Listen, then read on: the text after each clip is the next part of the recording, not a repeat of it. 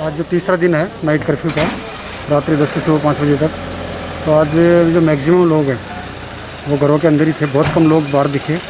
कुछ लोग अननेसेसरी घूम रहे थे, उनको हमने डिटेन किया है, उनके व्हीकल जो हमने सीज किए हैं। अराउंड 15 से 20 के आसपास लोगों को हमने डिटेन किया है। और अभी जो दुकान वगैरह है मैक्सिमम 10 बजे के आसपास सारी बंद थी, एक्सेप्ट जो मेडिकल इमरजेंसी वाली व्हीकल्स थे वो। Sir day by day Covid cases बढ़ रहे हैं सर जी। आज 3rd डे है, कितने तक अवेयरनेस आप लोग मतलब कंप्लीट कर चुके हैं? अवेयरनेस हम क्रिएट कर रहे हैं लोगों के बीच में, बहुत सारे मैसेज वगैरह पहुंचा रहे हैं। और जो सोशल मीडिया, बाकी जो फिजिकल मीडिया वगैरह है, उनके थ्रू हम मैसेज पहुंचा रहे हैं। लोगों को समझना चाहिए कि ये 1.5 साल से कोरोना की बीमारी फैल रही है। सरकार बहुत अवेयर कर चुकी है, बहुत समझा चुकी है।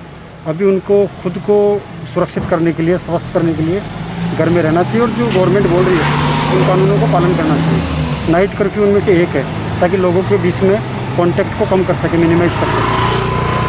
पहले भी आप अवेयरनेस के लिए कुछ बात बोला था स्टेट का लोगों के लिए, तो अभी तीसरा दिन में क्या बोलेंगे?